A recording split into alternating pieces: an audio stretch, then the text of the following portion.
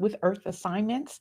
And I am your host, Dr. Lexi Johnson, your financial rebel, your kingdom disruptor, and your coach into obedience. Because around here, we don't beg God for money. Nope, that's not what we do. We align, we obey, we produce, we multiply, we dominate.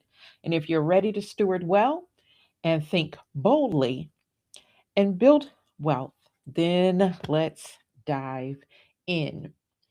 Last episode, we talked about China and global monetary shifts. We talked about the hidden energy war behind AI. And we also talked about the commercial real estate pressure that's still sitting underneath the economy, right? But today we're going to go deeper because while people are distracted, the systems keeps shifting. So this is a part two to last week.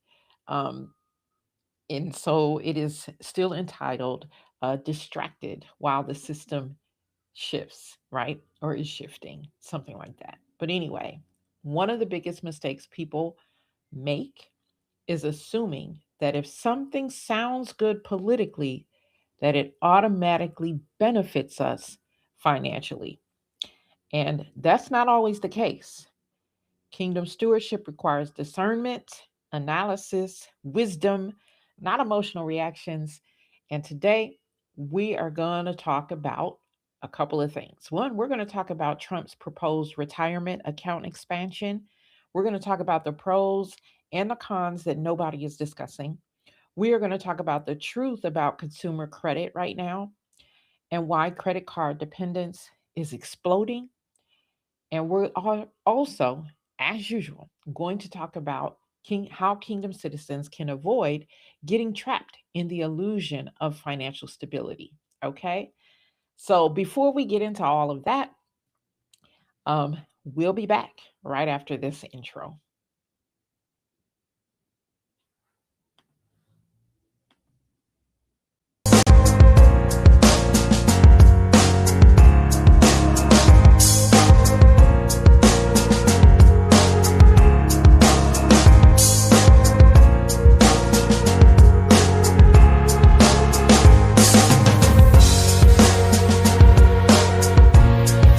Hey there, wealth saving and investing. And I'm First Corinthians chapter 4, verse 1 and 2, saying that finances is not a set forgiveness.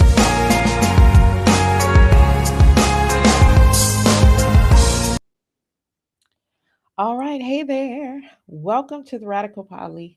Podly? Yeah, take two. Hey there. Welcome to the Radical Godly Stewardship Podcast, episode number 74, Distracted While the System Shifts. So, as I mentioned, we're going to talk about Trump's new retirement account that he's proposing, and we are also going to talk about um, the credit card problem. Okay, but before we do that, we're going to do our stewardship check in. And so I want you to pause and ask yourself these three questions. The first is, am I building real wealth or just managing financial pressure? Because there's a difference, right? Many people think they're building, but they're not building anything. They are simply managing. They are maintaining the status quo. Um, and oftentimes they're not even maintaining the status quo. Things are going backwards, right? The second question I want you to ask yourself is, have you normalized debt because everyone else is in debt? Right?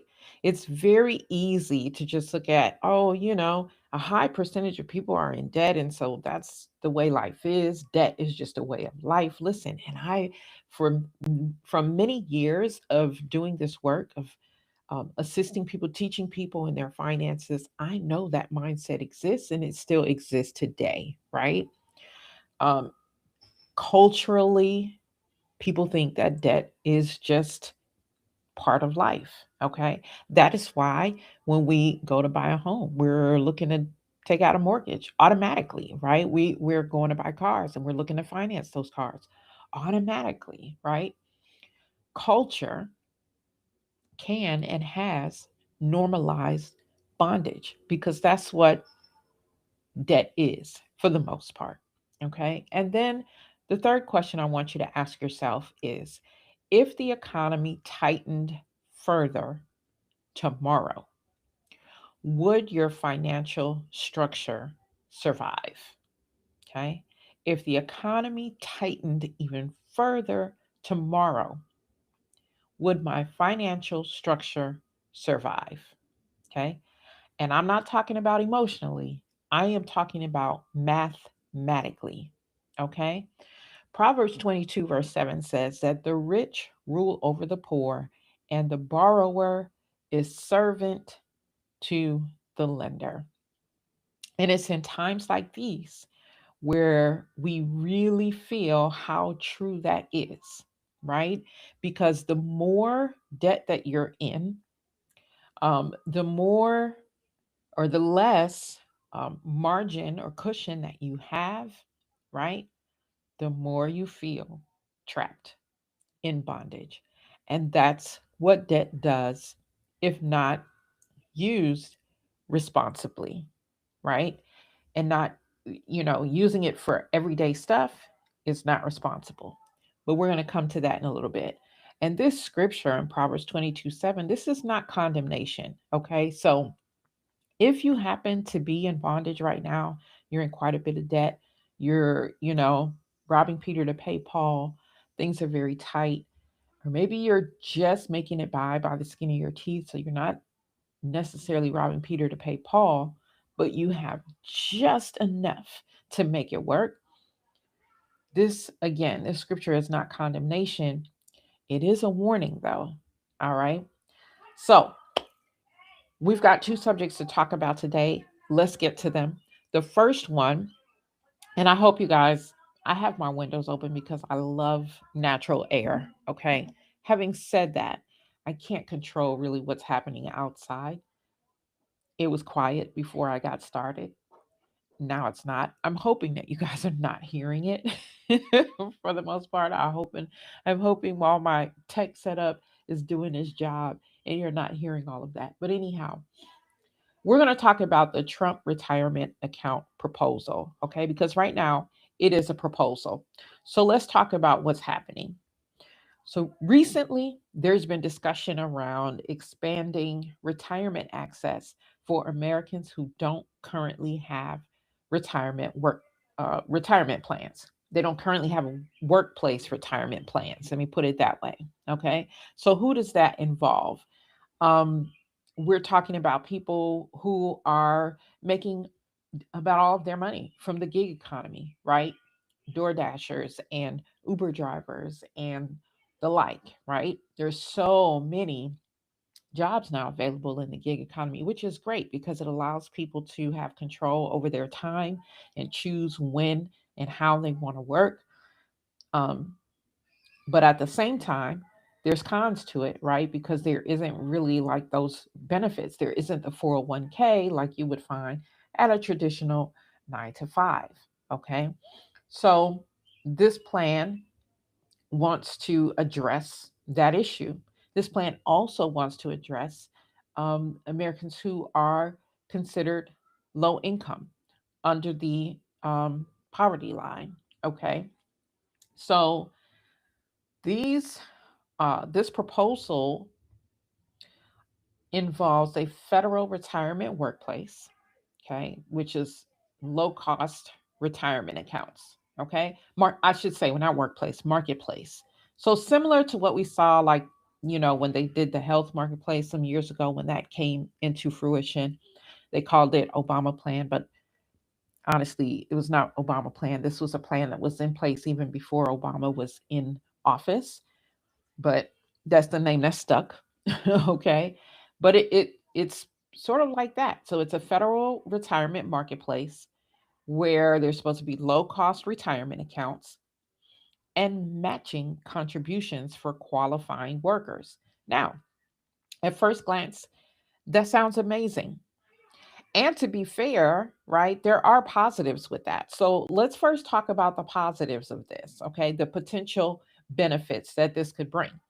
So it can bring more access to investing, right? Because many low income workers currently have no 401k, they don't have a retirement structure, they don't have an investing framework. So, increased access could actually help introduce more people to long term investing. And that's a good thing. Okay. Another good thing about it is the matching contributions, right? Matching contributions can help you build momentum.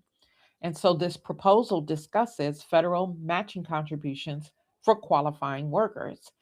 And anytime someone matches your contribution, that can accelerate growth. All right. When I am consulting with my clients and they have 401ks, one of the things that I'm always saying is, are you taking advantage of the match, right? And full advantage of the match. So if your workplace offers a 4% match, I have seen people that come in and they're like at 1% match. I'm like, no, you need to do the full 4%, right? And take advantage of the full 4% match. Now, some people can go from 1 to 4% contribution, you know, immediately. And others may have to, add a percent a year. Whatever the case is, however you can get there, you want to take advantage of the full match. So, this proposal also has a match program. Okay. And again, matching can accelerate your growth. Now, the other good thing about this is that it encourages ownership thinking, right? And this part matters because people need to think beyond survival. They need to think beyond consumption. They need to think beyond the paycheck to paycheck cycles, right? Because many people are thinking about all of that for the day. And trust me, I've seen this throughout the years as well. And then as people approach retirement, now they start to pay attention to what's in their retirement and they're learning that they don't have enough, right? Or they use their retirement early on because you can make, withdrawals from your 401k or other retirement accounts for certain reasons, not all reasons, but for certain reasons. And so some people have withdrawn from their accounts and they've never been able to really quite get back to where they needed to be. Okay. So we have to get people beyond thinking for today. Okay. That's survival thinking. When you are only thinking for today, and it's easy to put off not thinking for the future because we always think that we have more time, right? So we want people to start thinking about assets, right? And this type of account, this retirement account that gives access to people even with low income, this is an asset. This would be an asset. This is something that you can own, right? We want people to start thinking about investing because as kingdom citizens, we have been called to produce, to multiply, and to dominate. Okay. We also want to think about long term stewardship. Okay. As kingdom citizens, once again, when we think about stewardship again it's not just a today thing. It is not just a right now kind of thing, right? But it is today and it is long term. Okay. So here's the part though that nobody wants to say about this retirement marketplace proposal. Okay. The challenge is this. Many low income households are struggling just to survive right now. Okay. So when people hear that they have to contribute $2,000 in order to get the match, many people, okay, below the poverty line are thinking, I don't have the $2,000. Okay. And that is a real issue. Now we could say, well, work some more hours at your gig job or whatever the case may be. But remember, this is a mindset thing that takes some time. But there are also people who genuinely don't have an extra $2,000 lying around to put towards this so that they can get a match. Okay. This is where policy and reality collide because mathematically, if someone is already living paycheck to paycheck and they're carrying credit card debt and they don't have an emergency fund, asking them to aggressively invest first may not actually solve the problem, okay? Or the deeper problem, the root problem, okay? We're great at the band-aids. And so this retirement proposal, retirement marketplace proposal really is still not getting at the root of the matter, okay? Now hear me when I say this. Investing matters. It absolutely does. Retirement matters. It does because part of stewardship is making sure that we multiply, right? Which includes investing, and that we are making provision for our future. Okay. So retirement does matter, but stewardship starts here. It starts with solvency, it starts with stability, and it starts with discipline. Okay. Because if someone is drowning financially, throwing them an investment account without financial structure does not automatically create wealth. In fact, that person will still not create wealth. That person likely, the moment that they're putting things in that retirement account, and if they have an opportunity to take it out of the retirement account for whatever reasons, not sure what the reasons, if that would be allowed and what the reasons will be, but I know with the traditional 401k, you can take it out for medical, you can take it out for first time home um, buying. There's one or two other things. I'm wondering, I think education is one, but don't quote me. It's been a while since I looked at that. Anyhow, with this marketplace retirement account, we can find that the same thing will happen because people are facing crises today. And so they will go and pull that money out, right? And use it. So it doesn't, just because you have one, doesn't mean now you're automatically creating wealth. Okay. So we need to weigh the pros and cons of all of that. It, like, again, it can sound great. And I'm not saying that people shouldn't take advantage of it. What I am saying, though, is for those who are in a place where they are not solvent yet, that is your first priority. Okay. Get your emergency fund up and going. Make sure that you have life insurance.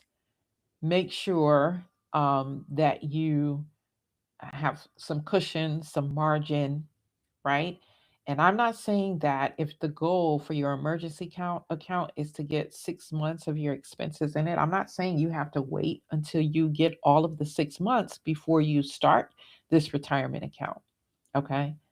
But you probably do want a couple of months of your expenses in there, um, a little cushion before you do this. Okay.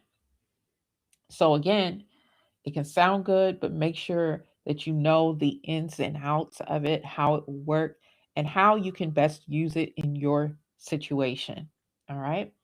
Now, the second thing that I want to talk about today is the credit card crisis that people are ignoring. And yes, people are ignoring it, right? Let's connect this to what's really happening in households. Right now, America is carrying record levels of credit card debt. Okay, record levels. U.S. credit card balances have now climbed to above 1.28 trillion. Okay, 1.28 trillion. I'm wondering. I'm gonna look it up. Like, what is the national debt right now, and compare it um to household debt. What is U.S. national debt today? All right. So the U.S. National debt today. Oh, now normally they just pop a number right up and they want me. Um, 38.9 trillion. Okay. 38.9 trillion. That is a whole lot. Okay. That's a whole lot. Um, but households combined are experiencing 1.28 trillion. Okay. And when you start talking about trillion is like just an unimaginable number. Okay. 1.28 trillion. That's a problem. In fact, in 2020, it's been climbing since 2023. All right. 2022, 21, 2020, it shot up again because, of course, we had the shutdown. People, it was, pandemic, all of those things, right? So that caused people to have to rely on their credit cards because they were not solvent. Now, most of us should have learned, if not all of us, should have learned from that period of time to make sure that you now have an emergency fund, and you've created yourself some cushion, life insurance, all of those things. But here we are again, right? Where the economy has tightened, it continues to tighten. We are at the threat of another virus, right? That's another that's another topic in another time at another time. But we see the pattern, right? We see the pattern, and so times have tightened again. 2023, it was 1.1 trillion. We are now at 1.28 trillion, almost 1.3 trillion in household credit card debt. That's a problem. Okay, that is a problem. Now, why is it a problem? Why does this matter? This is telling us that people are not just using credit cards for luxury anymore, because that's what it was. That's what it should have been for. Okay, that's what it was for. It wasn't to pay your everyday expenses, but many people are using them now for groceries, for utilities, for gas, to relieve the pressure of inflation, basically survival. Okay, and that's not consumer confidence, because people, the news will say, oh, consumers are confident because they're out there spending again, but they are not taking into consideration that they are spending using these credit cards, right? And what do we know about when you spend using credit cards? Maybe that bill is coming due. Okay, that bill is coming due, and if you can't pay it within the 30 days that it comes due, then um, there's interest, right? And it starts to work against you. See, compound interest can work for you, it can work against you. Not here to talk about compound interest today, but what I will say is when it works against you, now we're really talking about slavery mode, bondage mode. Okay. So, with consumers using their credit cards for survival, for everyday things, that is producing financial strain, that is more financial strain that is going to show itself. It's showing itself already for some, but it's going to show itself even more in the coming days, months, years. Okay, the data is showing us that the average balances are rising, and I already mentioned that. Okay, we were at 1.1 trillion in 2023, and now here we are at 1.28, almost 1.3 trillion, right? Delinquency rates are increasing. People are behind. Okay, I have more and more people coming to see me because they are on the verge of being behind, or they are behind, right? And they want a plan, right? Long term debt is growing. Okay. The buy now, pay later usage, my goodness, is expanding rapidly. And I mean, people are using, I asked AI to do an unhinged bio of me, ChatGPT specifically. I asked to do an unhinged bio of me. And it was so funny because it had this line in there about, me chastising people about getting DoorDash and using Klarna to pay for it. And, while it was only unhinged and it's actually the truth of what's going on, okay? People are using Klarna, Afterpay, and all of these things to pay for food, to pay for everyday necessities. All right. And that's crazy, right? And one of the most concerning trends is that many people are carrying debt for years. Okay. They're carrying it for years. And that's what I was saying, that once that compound interest starts working against you, right, it just piles on. And so you couldn't pay for it to begin with, which is why you use the credit card or you use the buy now, pay later, right? You couldn't pay for it then. And again, we just think, oh, I'll catch it up 2 weeks with my next paycheck or whatever the case may be. But that next paycheck comes and you can't catch up because you're trying to pay for the things that you already have, right? So that interest starts working against you. And through all of this, there is still the illusion of still doing okay, right? This is why the economy feels confusing because people still appear to be spending, people still appear to be traveling, right? I'm sure you're looking on your social media and just looking at your neighbors, and some of these people, everybody's still traveling, people are still shopping, right? Because everybody is under the illusion that it's okay.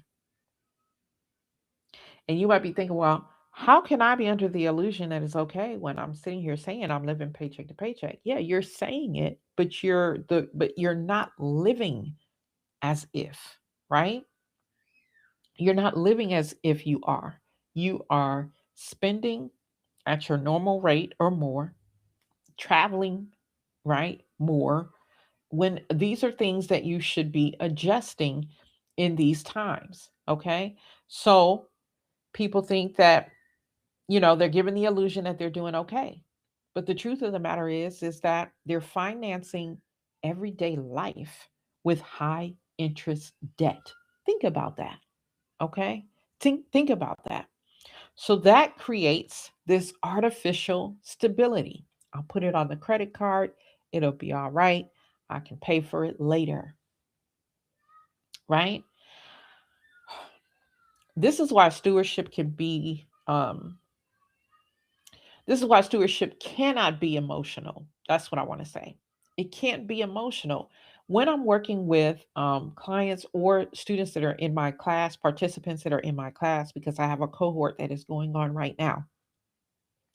And throughout our time together, we have been together 10 weeks now. They got 2 more weeks and then they graduate.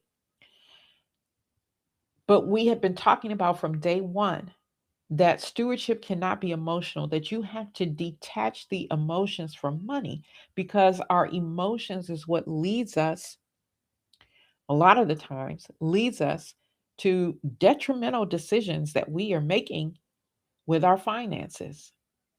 Okay. If you can, stewardship, because the culture says if you can make the payment, then you can afford it. In other words, if I can break it up and just, make 25, 25, 25, 25, the paying for, or whatever, if I can put on a credit card and just make $10, pay $10 a month, $20 a month, $30 a month, right? Then I can afford it. And that's a lie, okay? Because when you do that, interest is being added, and really you end up paying double, sometimes triple the price for of what of what it costs, right? So stewardship asks, What is this costing my future? That's what stewardship asks. Okay. See, many of us just need to be a little bit more, just to be patient, right? There are a lot of things that we're like, oh, I got to have it right now. And you really don't have to have it right now. Okay. But I will tell you what you need to do right now. Okay. Or what I'm highly encouraging you to do right now. What kingdom citizens should do right now is to prioritize solvency first. So before any kind of aggressive investing, okay, you need to stabilize. You need to reduce the chaos. You need to build margin. All right. I was sharing with my class the other night, like, no, I think it was a couple that I was advising in this area. And I was saying, if you see someone bleeding out, right? Now, whether you are um, the health professional or you are observing a health professional, and there is a person that is bleeding out, what do you think the health professional is going to do? What are they doing? They are going to look for the point at which they can stop the bleeding. Okay, that's the first. Got to stop the bleeding. If you don't stop the bleeding, eventually you're going to die. The health professional does not look around. Oh, let me. If you're bleeding profusely from your wrist or something like that, they're not looking. Oh, let me look at your ears. Oh, let me look at your foot. Let me no. They are immediately looking for where's the blood coming from so that we can apply pressure, right? And stop the bleeding. Okay. Sometimes it even requires give me some kind of, rag, belt, something so that I can put this above the pressure point and stop the bleeding. It's called a tourniquet, right? Got to stop the bleeding. And for many of you, that's what you must do with your finances. You have got to stop the bleeding. Many of you, you see the bleeding, you see it, you feel it, but you're like, oh, let me see what my foot is doing. Oh, let me, you're paying it, you're just all over the place, ignoring the bleeding, allowing yourself to bleed out and die essentially in your finances. Okay. So you have to stop the bleeding. Stop using credit to maintain appearances. All right. Debt, um, debt funded lifestyles are exhausting. Okay. They are exhausting to people spiritually and financially. Okay. So, all right. I just had to, I had to check something really quick. I'm like, I don't know if it's still alive or not. I should be. I should be. Anyway, debt funded lifestyles are exhausting. Okay. Spiritually and financially. If you build an emergency fund, even if it's a small one right now, that small reserve matters. Okay. It matters. All right. Because trust me, as long as we're living this life, things are going to happen. Okay. Things are going to happen. It is going to, something's the refrigerator's going to go out, something on the car is going to need fixing, you might need something to attend to yourself, like these things happen. Okay, so we need to make sure that those things are in place. We do need to invest, but we need to invest wisely. Okay, and don't invest ignoring your high interest debt, your lack of stability, and financial disorder. You need to bring some order, okay, to your situation before you are doing some aggressive investing. Now, I'm not saying, and if your finances allow, because trust me, I don't know your finances, okay? Let me put that disclaimer out there. I don't know your finances. This is for educational purposes, okay? Um, but there are people who can, all right, I'm putting, 50 a week aside for emergency, and I can also put $10, in a high yield savings account somewhere for my future investing. What, I can do that. I can invest right now, maybe, right? But maybe I can put $5, $10 aside for it. Everybody's situation different. Some people, their situation is like, no, every extra that I have right now needs to go and build my emergency reserves. Okay. So you have to learn to discern systems. Not every good sounding policy solves the root problem. Okay. Now, let me connect this. The system is shifting toward more individual responsibility, more investing participation, less dependence on pensions. Obviously, pensions have been gone out the door. Like there's very few of those still alive. But even the 401ks. I'm not saying they're going anywhere. But the 401k was never created to replace the pension. It was a supplement. Okay. But people depend on those and think that if I have my 401k, then I'm good. Right. They don't even understand them. They can't read their statements. They don't know what they're invested in, how, when it's working, who, whatever. They don't have no idea. But because they have one, they think they're okay. Right. So you know we got to be mindful.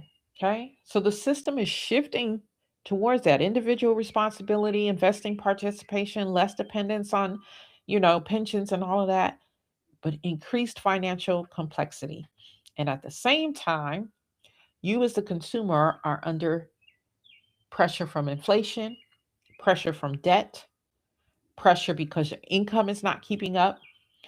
And so that combination, okay, what the system says is shifting to and what people are actually going through, right?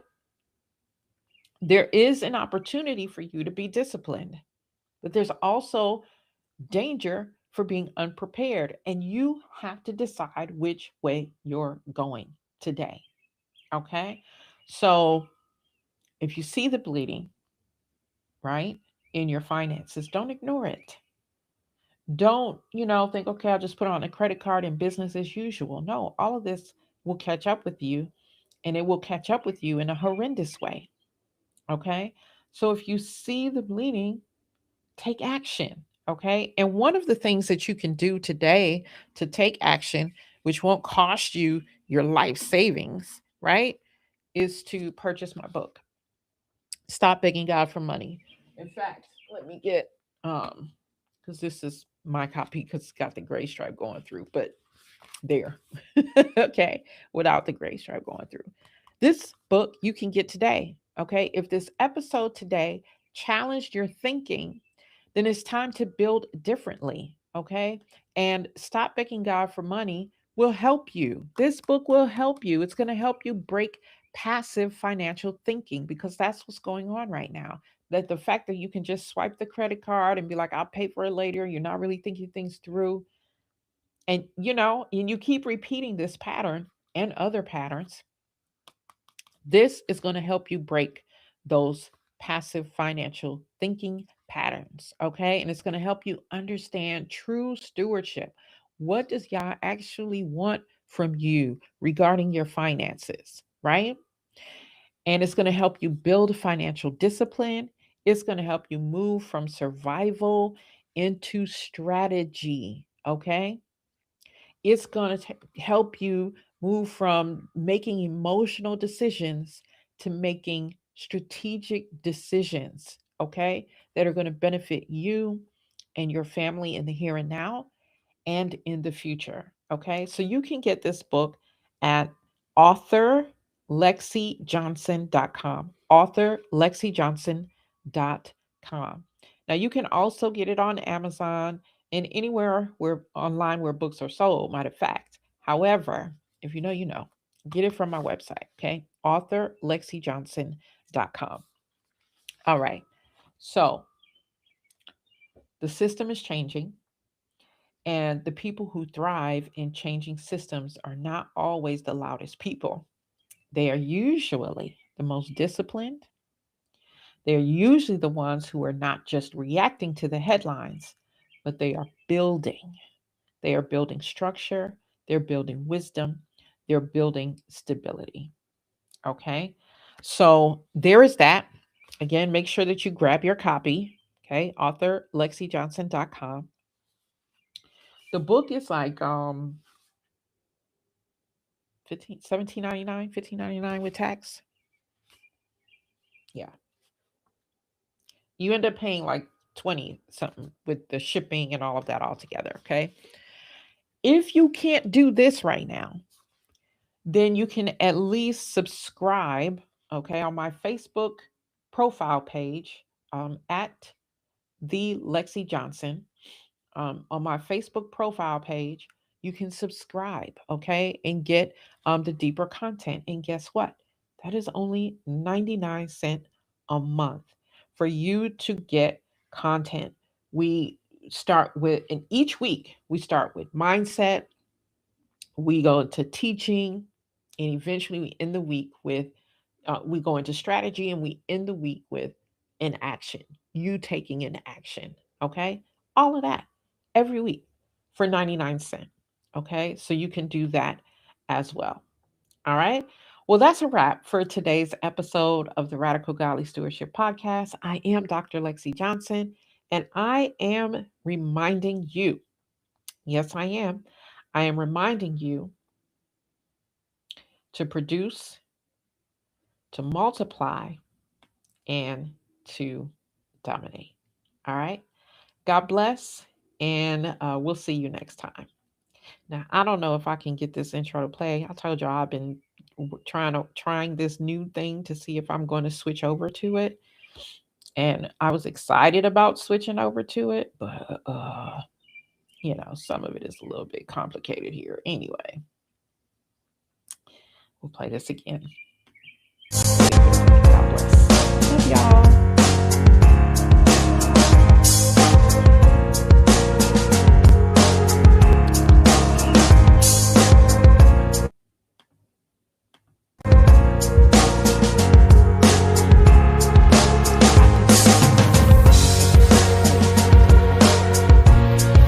Hey there, wealth saving and investing. And I'm 1 Corinthians chapter 4, verse 1 and 2. I'll say that finances